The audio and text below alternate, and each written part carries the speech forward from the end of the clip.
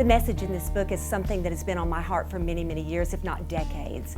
It became a turning point for me in my own relationship with Jesus, and it's something that I think about continually. But at the very first of this year, I'd been asked to come and speak at Liberty University to the students at Chapel. And when I was preparing for it, I thought, man, if I had one opportunity to say one thing to a group of students, what would it be?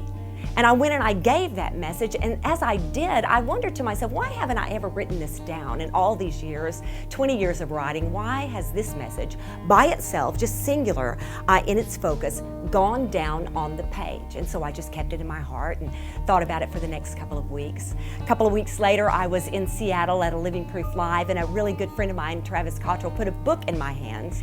And when I got to the very second chapter, the author asked two simple questions, and it's questions that are not new perhaps to any of us, but it hit me in a very fresh place. The questions were these: what is your dream? What is your vision for the future? I knew what it was. I could say it by heart. And I started to write it down because he said, write it down, read it every day. And I turned to the back of that book. I took my pen and I started to write it, and I thought, you know what?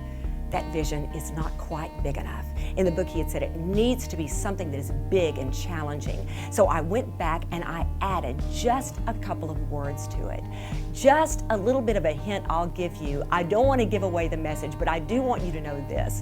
I added some audacity to that vision statement. I added some audacity to the dream that I have for women, and I do mean all women. It is my great joy to be able to bring you this message, and I am praying with all of my heart that God does something miraculous, something that becomes such a turning point that you look back on the course of that journey with Him, not with me, with Jesus Christ, and you say, that was the place where I fell head over heels in love with Jesus.